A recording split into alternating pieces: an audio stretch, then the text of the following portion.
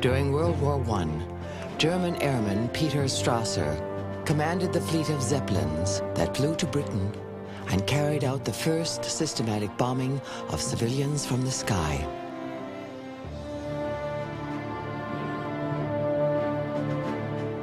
We who strike the enemy where his heart beats have been slandered as baby killers and murderers of women. What we do is repugnant to us too, but necessary, very necessary. A soldier cannot function without the factory worker, the farmers, and all the other providers behind them. Nowadays, there is no such animal as a non-combatant.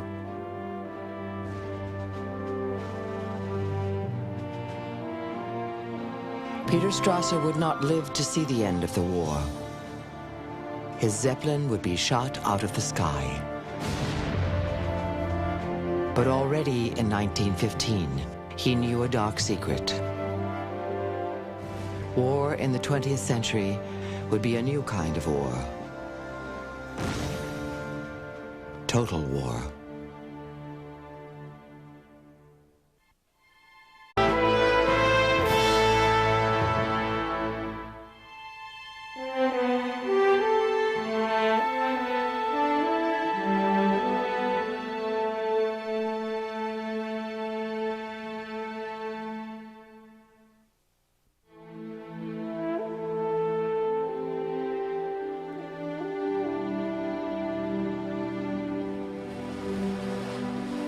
Early on April 25th, 1915, British, French, Australian, and New Zealand troops began landing on the Turkish peninsula of Gallipoli.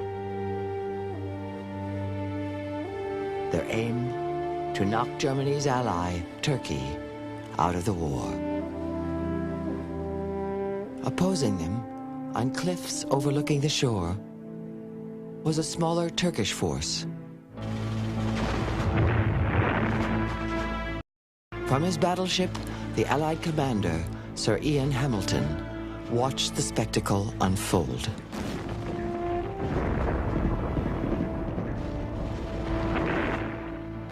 The day was just breaking over the jagged hills. The landing of the lads from the south was in full swing. We could see boatloads making for the land, swarms trying to straighten themselves out along the shore. God, one would think, cannot see them at all, or he would put a stop to this sort of panorama altogether.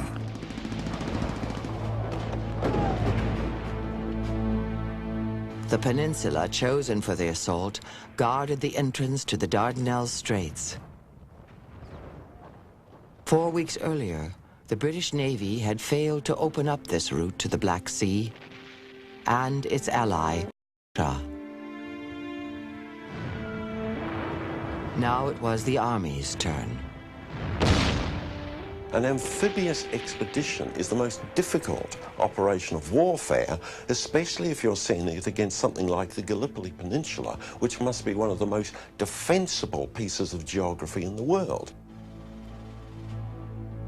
What you've got is a very few beaches and then high cliffs, overhanging cliffs, towering hills, an absolutely ideal place for a defending force to place itself.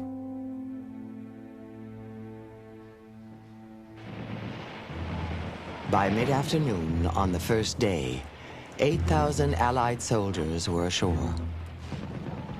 The outnumbered Turks began to pull back until they encountered Lieutenant Colonel Mustafa Kemal. Said to the men who were running away, "You cannot run away from the enemy.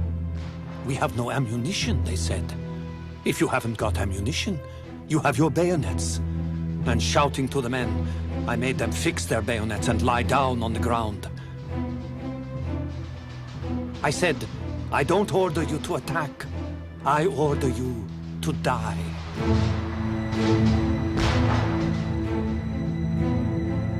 Because of Kemal, the Turkish troops stood and fought.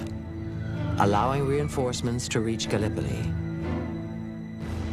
But the price for Turkey was high. They knew they would die in about 3 minutes, but they showed not the least dismay. There was no wavering. Those who could read prepared to enter paradise with the Quran in their hands. Those who could not recited the prayer as they went forward.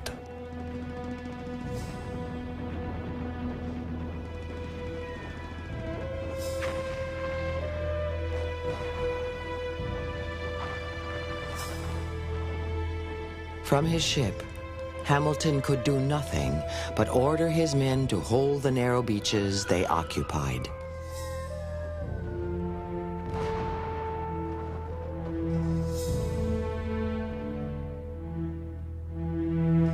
There is nothing for it but to dig yourselves right in and stick it out.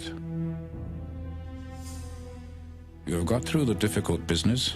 Now you have only to dig, dig, dig, until you are safe.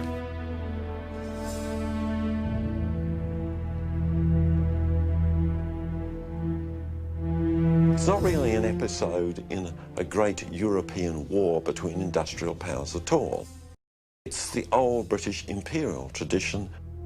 And once it started not working, people decided, but good heavens, British prestige is at stake, that the whole Muslim world will feel that we have been humiliated.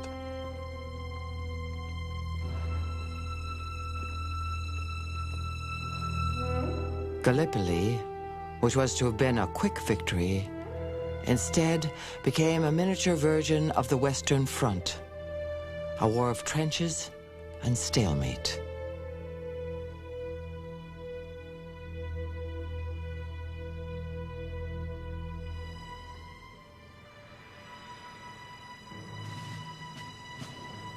As we approach the shore, what an aspect opens up before us. Valleys and valleys, scrub-covered hillsides, men getting about, looking all the world like ants. But above all, the thing that meets, or rather hits the eye, is the number of dugouts. The whole landscape is covered with them. It looks for all the world like a mining camp. Cyril Lawrence was one of the Anzacs, Australian and New Zealand soldiers who went ashore at Gallipoli 1 month into the campaign. The trenches are totally different to what I expected. It is sure death to put your head up to look around. Even the periscope mirrors, measuring 3 inches square at most, are picked off one after the other. When the Turks charge, they usually cry, "Allah, Allah," and our boys reply, "Come on, you bastards, we'll give you Allah." And from the frequent use of this word, poor old Turk wants to know if bastard is one of our gods. At some places, the trenches were very close. They could hear the voice of each other. They could hear the Turks singing songs in the evening. They asked questions at each other. Why are you fighting? Why are you here? It's very interesting. I mean, can you imagine a war during the 8.5 months? They were fighting. Thousands of soldiers were killed on both sides, and still they were not hating each other. The Turks were fighting for their homeland and for their faith. One soldier was Hassan Tem, a teacher and law student before the war.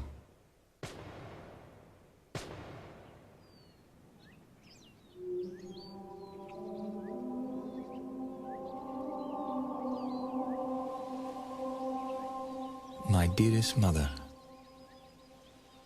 I can see a line of soldiers washing their clothes in the stream near the emerald green hillside. One soldier with a beautiful voice is saying prayers. I opened my hands, looked up at the heavens and said, God of Turks, master of the birds, the sheep, the leaves, the mountains. God, all this soldier wants is to keep this land from the British and the French. Grant me this.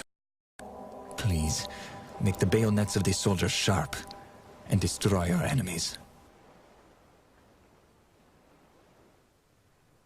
By summer, Hamilton realized that he lacked the forces to take the high ground. A badly planned campaign and a badly equipped army had nowhere to go.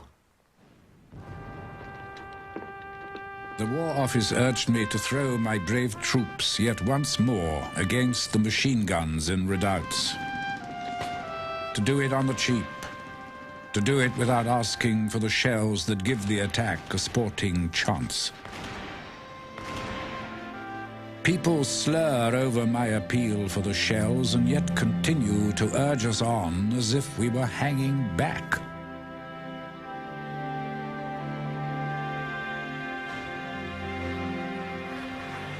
With summer, plague of flies. Disease soon followed, as Cyril Lawrence noted in his diary. Daily now, the men are getting weaker. If only those at home, fed on lies as they are, could see how the men really are. Weak as kittens. One mass of sores, and yet as undaunted in spirit as ever. But that spirit can't last forever. Soon, these English idiots will have ruined one of the finest bodies of men that ever fought. Once, I used to worship the British soldier as a hero and was proud to be a Briton. But jigger me if I am now. For we see nothing but British blundering, boasting, bullying, bluff and blasting failure and doing nothing. God, but it's disheartening.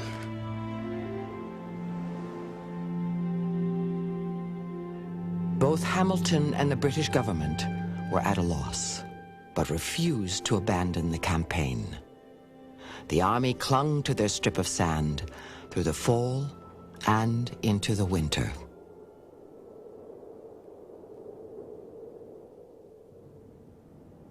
This morning when I awoke, it was to find the old place coated with white snow. Cold. The trenches covered in snow, men dying where they stand on post, frozen stiff and dead. Yet they can give us only half a cup of half-cold tea per day.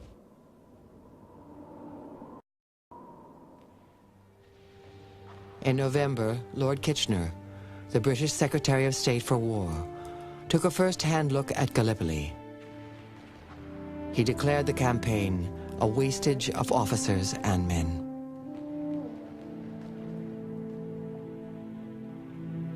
In January 1916, after suffering 250,000 men killed, wounded, or missing, the Allies secretly withdrew.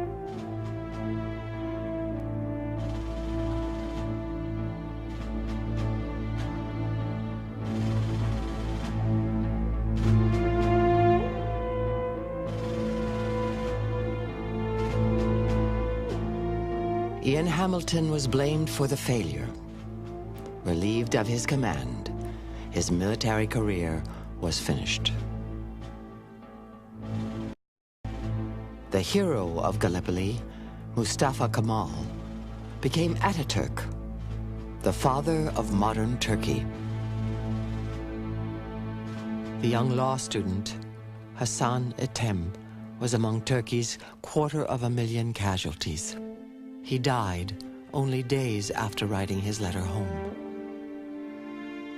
The Australian, Cyril Lawrence, survived Gallipoli and next saw action in France, where he came to hold the British Army in somewhat higher regard. The unlikely encounter of Turk and Australian on the cliffs of Gallipoli was grim confirmation that the Great War was becoming the First World War.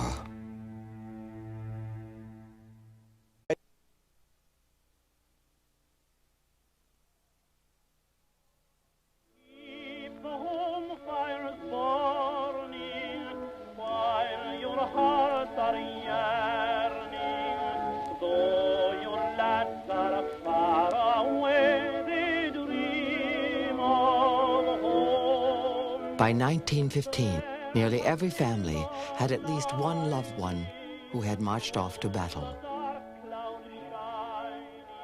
9 million men would never return. When war was declared, 21-year-old Vera Brittain had called it the most thrilling day of her life. Vera was a student at Oxford University. She was also deeply in love. Her fiancé, Roland Leighton, had joined the army.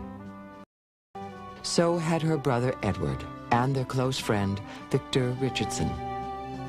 The Three Musketeers, Vera called them.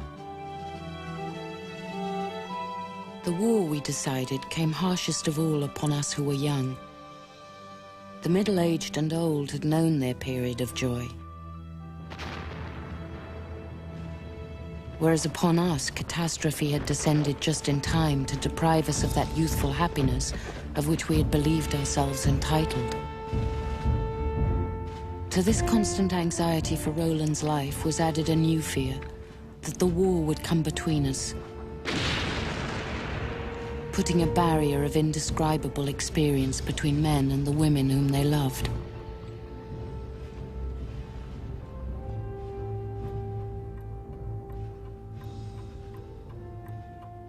Worse than saying goodbye for Vera was staying passively home outside London, wondering and worrying, as each day brought the possibility of dreaded news about Roland.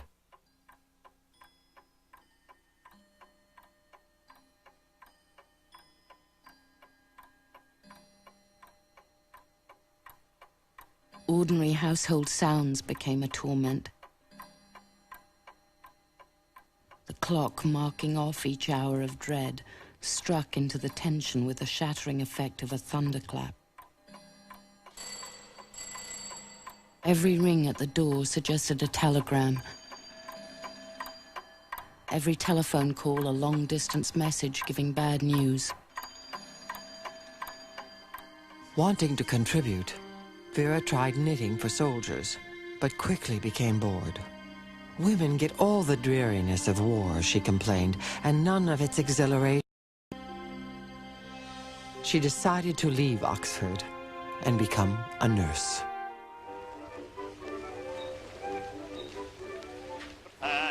In a surgical ward, I had told Roland, the nurses hardly occupy the silent-footed gliding role which they always do in storybooks.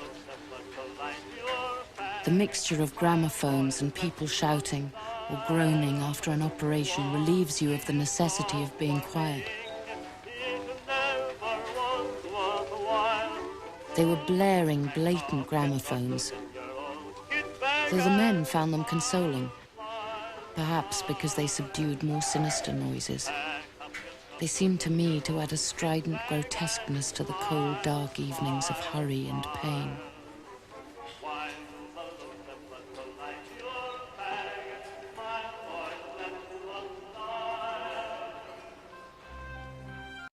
As Christmas 1915 neared, Vera Brittain received good news. It was a hastily written note from her fiancé, Roland. "Shall be home on leave," it read. "Land Christmas Day." 2 days later, the phone rang.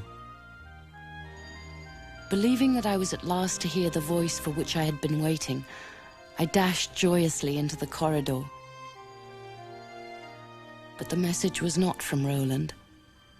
It was not to say that he had arrived home that morning. but to tell me that he had died of wounds on December 23rd.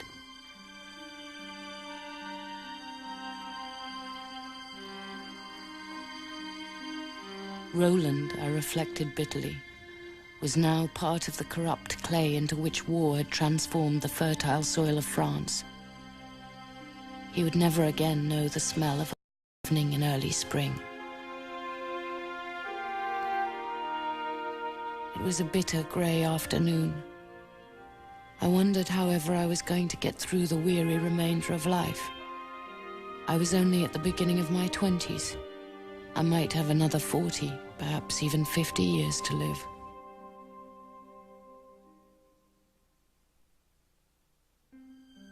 The next to die was her friend Victor.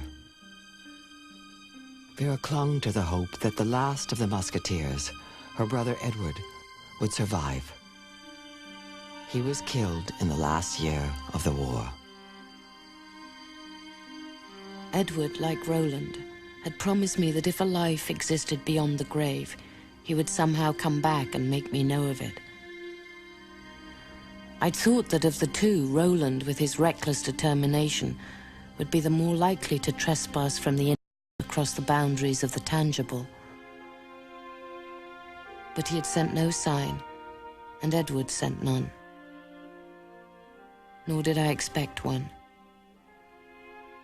I knew now that death was the end, and that I was quite alone. There was no hereafter, no Easter morning, no meeting again. I walked in a darkness, a dumbness, a silence, which no beloved voice would penetrate. Vera Britton's memoirs remain among the most moving testaments to the lost generation of the Great War. She shared her sorrows, she said, to show that war was not glamour or glory, but abysmal grief and purposeless waste.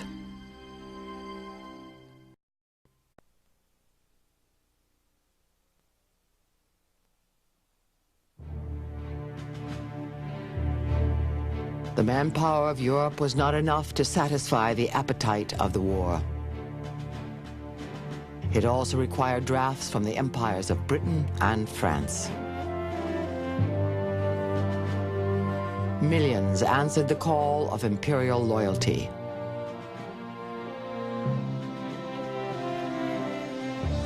One newspaper appealed to Africans this way. The present war is a world war. Without you, your white comrades cannot do anything. Everyone who loves his country and respects the British government, join this war without hesitation.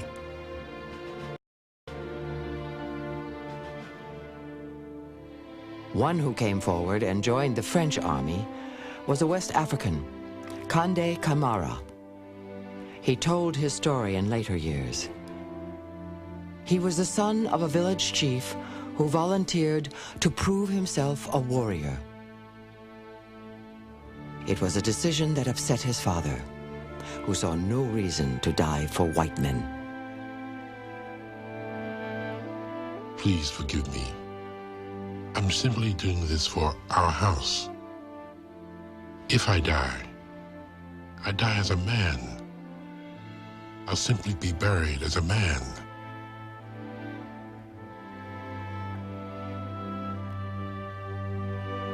Tens of thousands of Africans were shipped off to Europe. Some served as laborers, others as soldiers.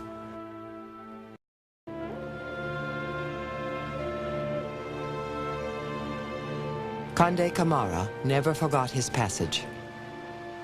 Confined in the lower decks of a transport ship, his 6-day voyage quickly turned from adventure to nightmare.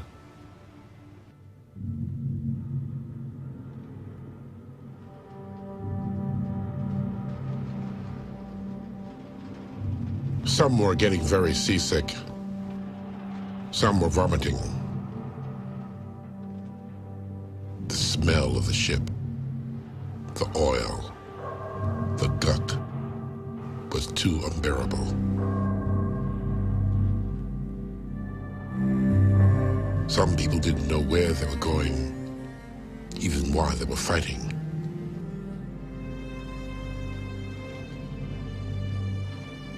A lot of people spread the rumor that we would never come, that we were going to be sold as slaves.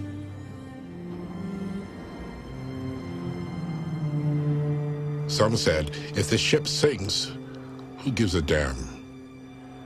Because we're all going to die anyway.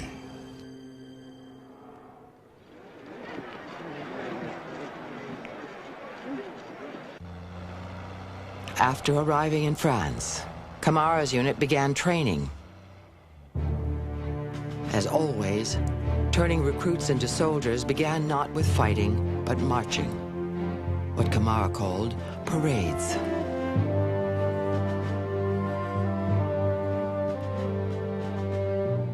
When we arrived at Bordeaux, we were sent directly for parades.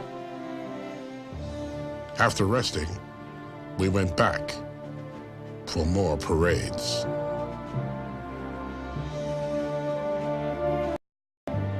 There were all kinds of nationalities. There were Fulas, Karanko, Yolunkas, Bambaros, Sanufis, Kese, Toms, Becerra, and a lot more.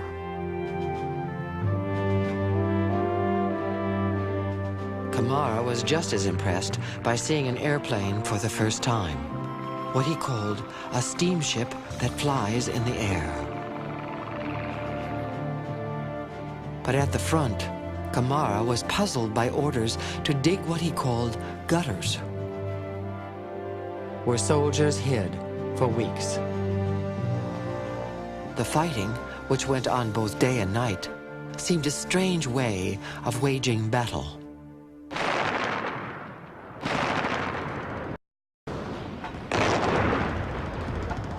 You couldn't hold your teeth because of all your trembling. Because during those days, everything was going boom. It was terrible and hard.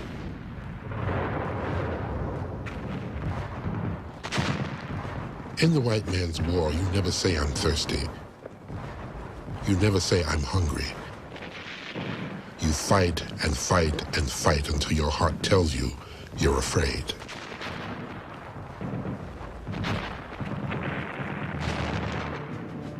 Precise casualty numbers for Africans do not exist.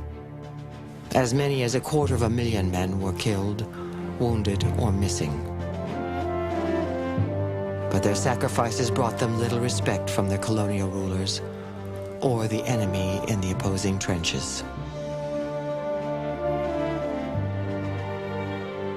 Black, and we were nothing.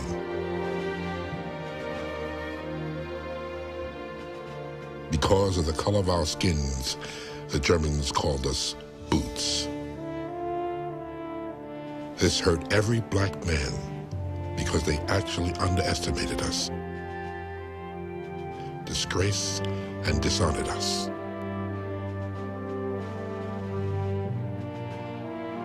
Camara survived the fighting and returned home after the war to his tribe. He had once admired the power and might of Europe. But what he found on the battlefields of France made him question what Western civilization had to offer.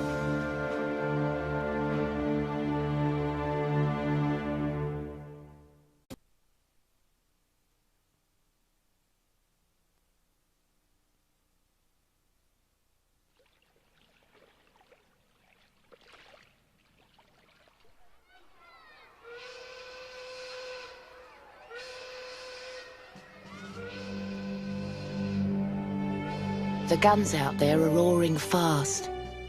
The bullets fly like rain. The aeroplanes are curvetting. They go and come again. The bombs talk loud. The mines crash out. No trench their might withstands. Who helped them all to do their job? The girls with yellow hands.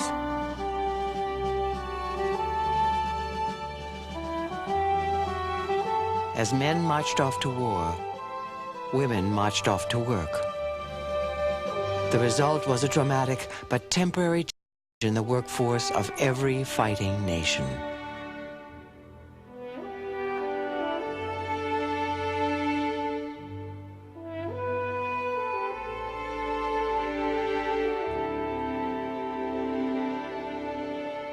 But of all the professions women entered, none was more important than shell making.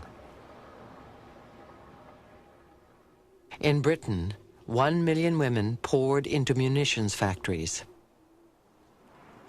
28,000 women worked here, on Warren Lane, in southeast London.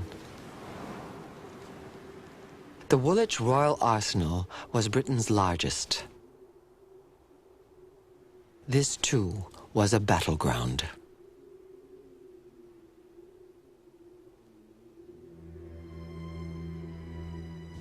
The first time you go around, you think, what an interesting place.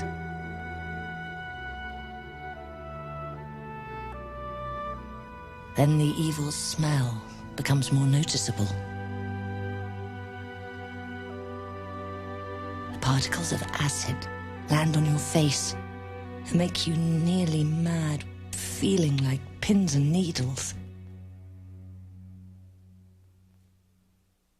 Gabriel West knew the dangers of working in a shell factory. She first ran a factory canteen, and then shocked her father by joining the newly formed Women's Police Service. Her assignment was to maintain order inside factories. The fumes often mean 16 or 18 casualties a night. You're blind and speechless by the time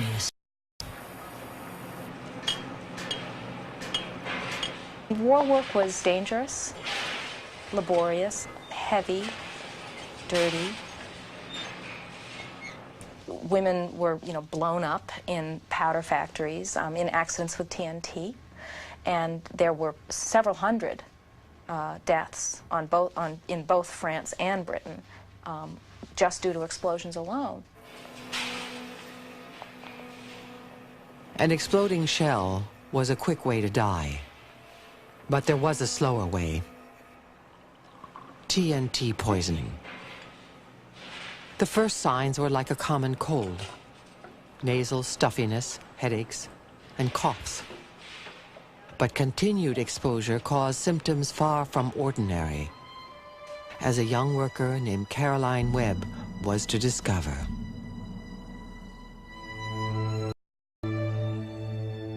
It was all bright ginger, all our front hair. And all our faces were bright yellow. They used to call us canaries.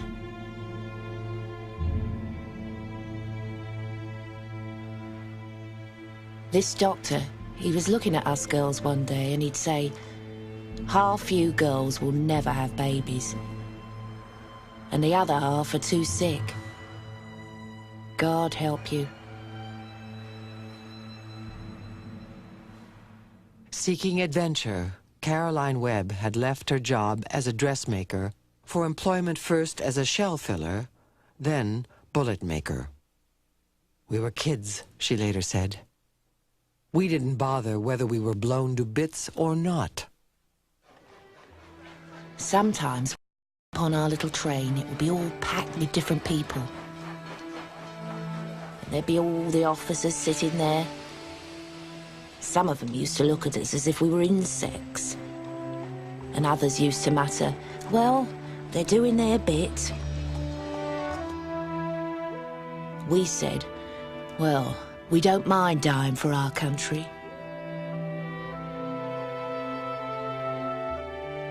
One of the things that women gained as a result of going into the war factories, aside from decent wages, was recognition, a sense that what they did mattered.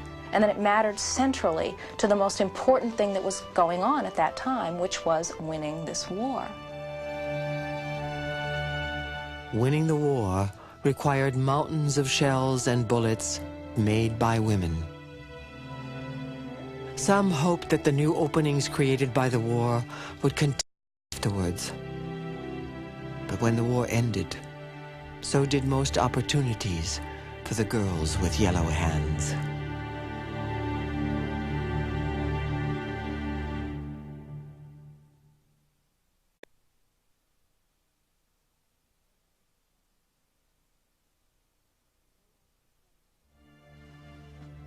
No end of Zepp excitements lately. A few weeks ago, we heard distant guns in the middle of the night. We looked up, and there was the Zepp so low you could see the cars hanging underneath. My word, we did scoot. There was tremendous din of firing, and things began to patter on the roof. I thought I was dead that time. Winning the war meant breaking the will to go on, of soldiers and civilians alike. Zeppelins first appeared over London in 1915.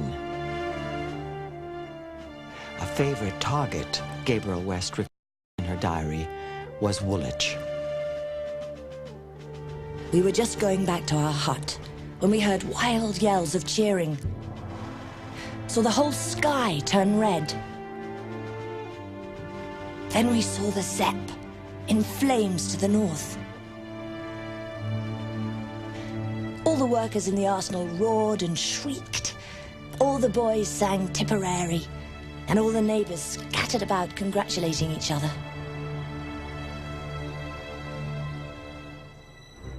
As the first Zeppelins bombed London, the rules of engagement were also changing on the battlefield. The German army introduced a new weapon in hopes of breaking the stalemate on the Western Front: poison gas. First came chlorine, the yellow gas, then came the green gas, then came mustard gas, the granddaddy of napalm. And each of these had appalling effects on men who were trapped in the trench system. It didn't break the defensive lines. It made the level of suffering much worse than it had been before.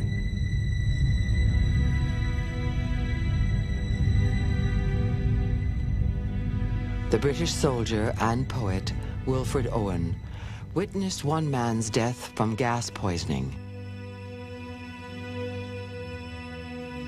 In one of his most famous poems, he captured another dimension of total war.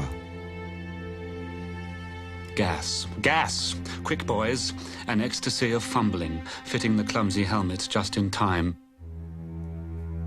But someone still was yelling out and stumbling and floundering like a man in fire or lime. Dim through the misty panes and thick green light as under a green sea, I saw him drowning.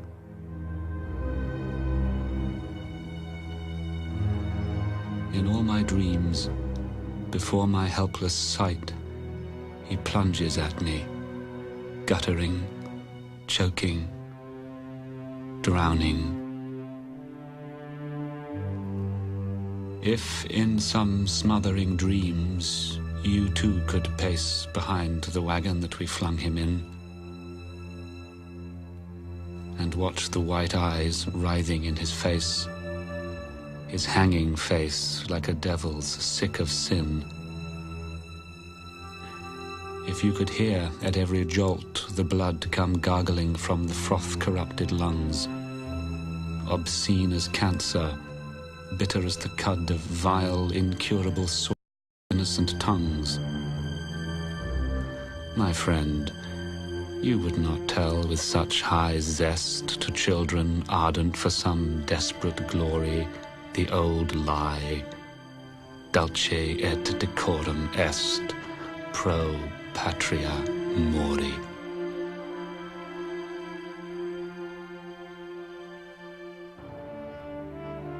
Whether it was sweet and noble to die for one's country also became a question for civilians traveling by sea. The British Navy was blockading Germany. The Germans responded by declaring that all ships sailing to Britain were at risk of being sunk without warning by their submarines, the U-boat.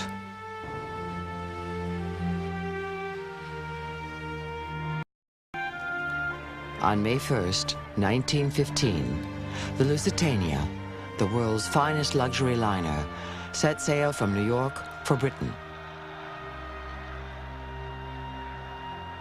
On board were nearly 2,000 passengers and crew.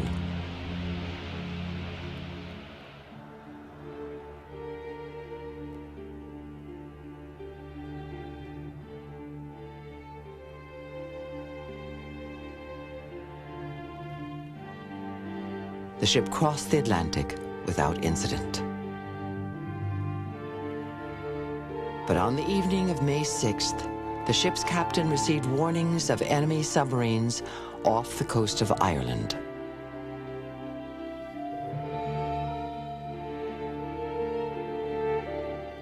Margaret Ronda was a first-class passenger who hailed from one of Wales' most prominent cities. We were, most of us, very fully conscious of the risk we were running. We used to discuss our chances. "I can't help hoping," said one girl, "that we get some sort of thrill going up the channel."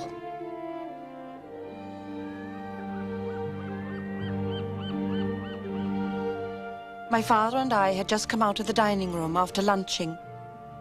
"I think we may stay up on deck tonight to see if we get our thrill," he said. I had no time to answer.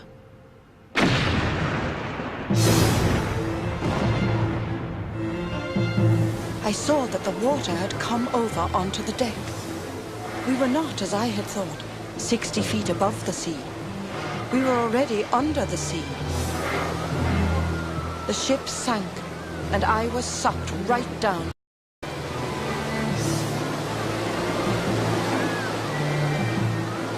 When I came to the surface, I remember looking round at the sun and pale blue sky and calm sea, and wondering whether I had reached heaven without knowing it,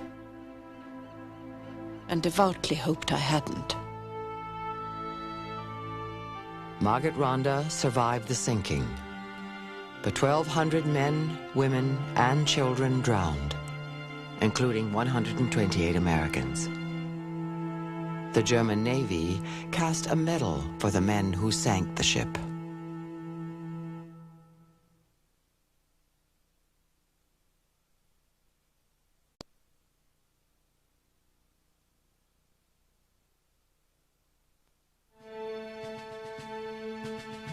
By 1915, everyone became a soldier, one way or another.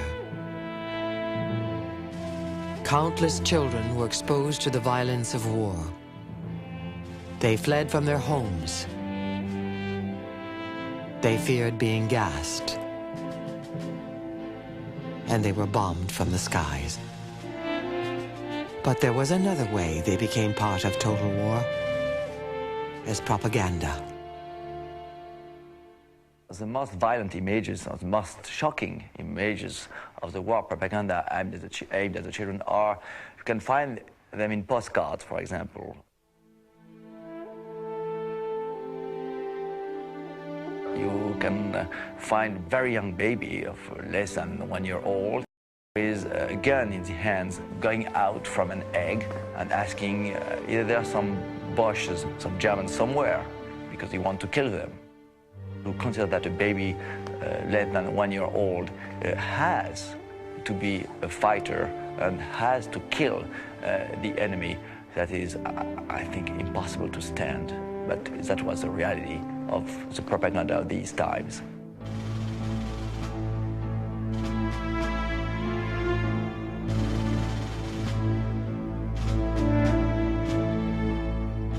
This is the house that Jack built.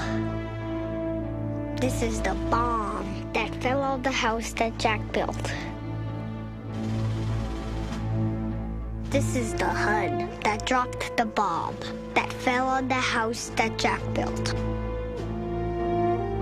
This is the gun that killed the HUD that dropped that fell on the house that Jack built.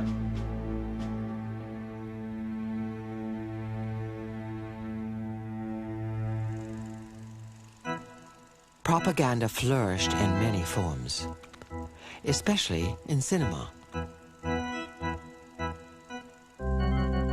Movie makers had a field day with stories of German atrocities. In the film The Little American, America's sweetheart, Mary Pickford, survived German torpedoes, German brutality, and a German firing squad.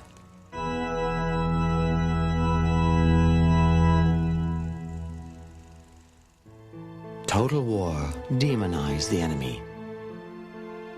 It demanded all the resources of a nation. It transformed civilians into tyrants. But in 1915, total war went a terrible step further.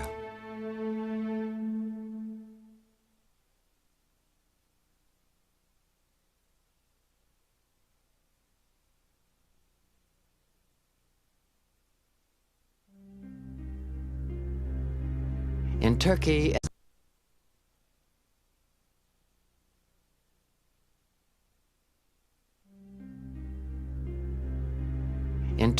in the year 1915, war had two faces. One was a heroic stand at Gallipoli. The other, a brutal plan of mass murder. In northeastern Turkey, hundreds of thousands of civilians were to die. The war was the excuse. Ethnic cleansing of Christian Armenians out of lands controlled by Islamic Turkey was the true intention. The presence in the northeast of the country of a thriving, cultured, and relatively wealthy community of Armenians was a difficulty to Turks before the First World War. It became a political and strategic threat when the war broke out because of the place of Armenians in the Russian Empire. However, most Armenians, 2 million of them living in the Turkish Empire, were no threat whatsoever. Only hours after the first Allied soldiers stepped onto the beaches of Gallipoli, 200 Armenian leaders were rounded up and executed. The Turks then began ridding themselves of entire communities. Men, women, and children were marched off into the desert. The Turkish government had said that the men in prison would be released and allowed to go with their families. Some were simple enough to believe this and to think that they would be allowed to settle down in some place where they would begin life all over again. Leslie Davis, the American consul in the remote eastern province of Harput, had heard rumors of crimes committed by Turkish soldiers and marauding bands. To see for himself, he hired a guide and traveled by horseback into the desert.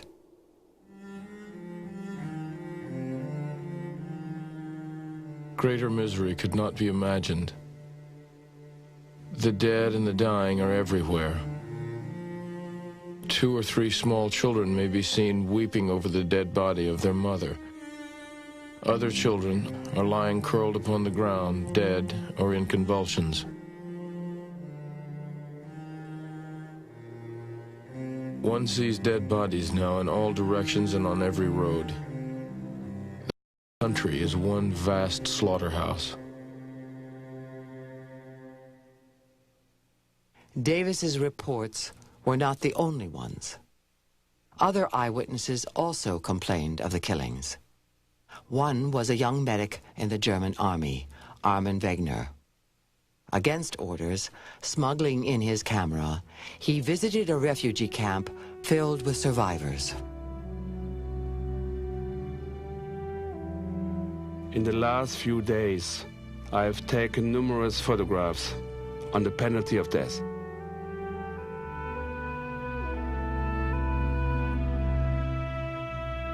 I do not doubt for a moment that I'm committing an act of treason. And yet, I am inspired by the knowledge that I have helped these poor people in some small way.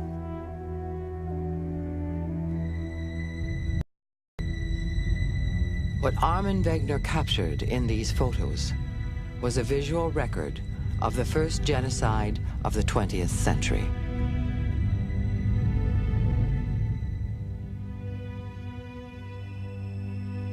Hunger, death, despair shout at me from all sides.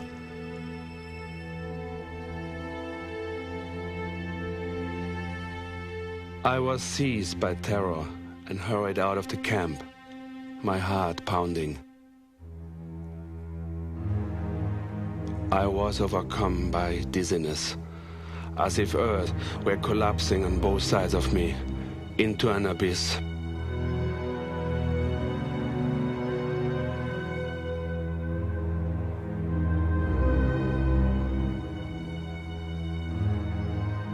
In many ways, it shows that the old idea that war by other means is outdated in the 20th century. War is hatred by other means. And in this case, hatred means extermination. The First World War was the biggest war ever to date. The Second World War was bigger still. It's no accident in my mind that both of them were marked by genocide. It is the logic of the brutalization of total war. A few found a way to tell what had happened to them. One Armenian woman smuggled out a message in a shoe. I seize this opportunity of bringing to your ears the cry of agony, which goes out from the survivors of the terrible crisis through which we are passing. They are exterminating our nations.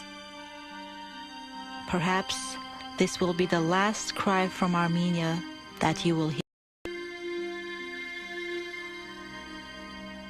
To this day, the Turkish government denies the genocide. Estimates vary as to how many Armenians died. Some cite the figure of 500,000. Others, 1 million. Whatever the number, the Armenian genocide was one of the darkest chapters of the Great War. In years to come, Armin Wegner would send a letter to Adolf Hitler in defense of the Jewish people. It was a plea which fell on deaf ears, for Hitler had learned a completely different lesson. He told his inner circle, "Who remembers the Armenian massacres today?"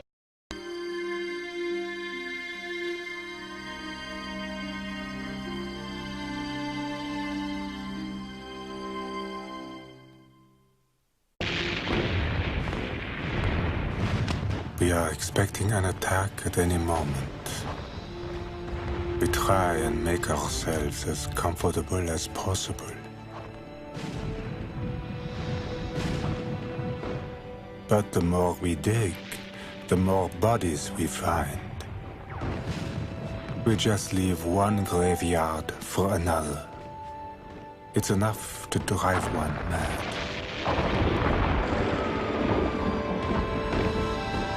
To enter the trenches of the Western Front was to enter another world. What happened on these battlefields gave a new and terrible meaning to the notion of sacrifice.